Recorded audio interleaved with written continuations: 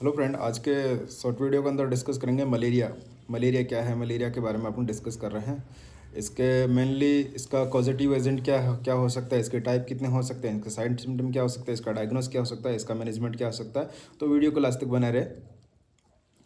तो अपन बात करते हैं, मलेरिया है जो प्लाज्मेटिक पैरासाइटिक इन्फेक्शन है और इसका जो ट्रांसमिशन है वेक्टर बोर्न डिजीज़ के थ्रू होता है।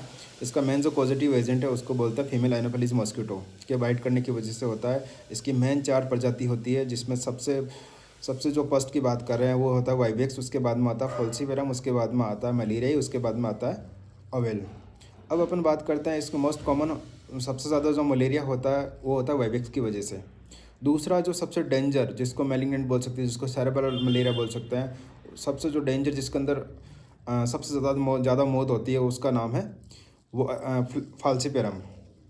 अब अपन बात करेंगे इसके मेनली साइन एंड सिम्टम की, क्या क्या साइन सिम्टम हो सकते हैं। तो इसकी 3 स्टेज आती है साइन एंड सिम्टम की। तो फर्स्ट जो स्टेज होती है उसको बोलते हैं कोल्ड बोलते हैं, जहाँ पे श्यूरिंग होती है, बहुत ज़्यादा ठंड लगती है मरीज़ को। दूसरी जो स्टेज होती है उसको बोलते हैं हॉट, वहाँ पे बहुत ज़्यादा टेम्परेचर बहुत ज़्यादा हाई हो जाता है। तीसरी जो स्टेज आती है उसको बोलते हैं स्वेटिंग। तो उसके बाद में स्यूरिंग और हॉट, मतलब स्यूरिंग के बाद में उसका टेम्परेचर राइज होता है, लास्ट में स्वेटिंग के अंदर ये दोनों चीज़ें रिजोल्व हो जाती है। अब अपन बात करते हैं इसके डायग्नोसिस की। डायग्नोसिस क्या कर सकते हैं। मेनली इसके 3 डायग्नोसिस अपन कर सकते हैं। फर्स्ट जो डायग्नोसिस है उसका नाम है एम्पिसलाइड। दूसरा जो टेस्ट है उसका बोलता है स्लाइड टेस्ट। और तीसरा जो होता है वो होता है रैपिड एंटीजन टेस्ट। अब अपन बात कर लेते हैं इनके मैनेजमेंट की। उसका क्या ट्रीटमेंट रहेगा, क्या इलाज रहेगा, इसके बारे में अपन बात करते हैं।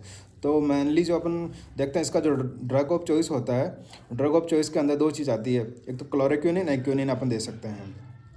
फिर बात करते हैं इसका प्रोफाइलैक्सिस, का बचाव क्या रहेगा। तो बचाव के अंदर अपन डॉक्सीसाइक्लिन दे सकते हैं।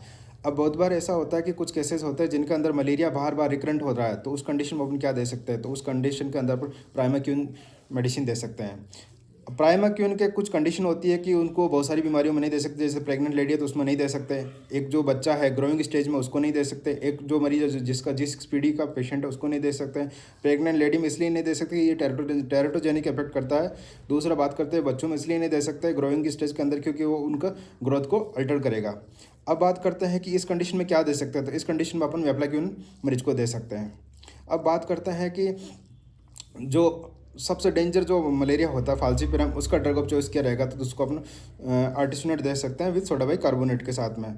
दूसरी बात यह है कि मलेरिया के अंदर जो मेडिसिन होती है उसकी वजह से हाइपोग्लाइसीमिया होता है। तो हाइपोग्लाइसीमिया को ट्रीट करने के लिए मेडिसिन के साथ में डेक्सट्रोज दे दो, या मेडिसिन के साथ में डेक्सट्रोज देंगे तो हाइपोग्लाइसीमिया नहीं होगा। Thank you, let's watch this video.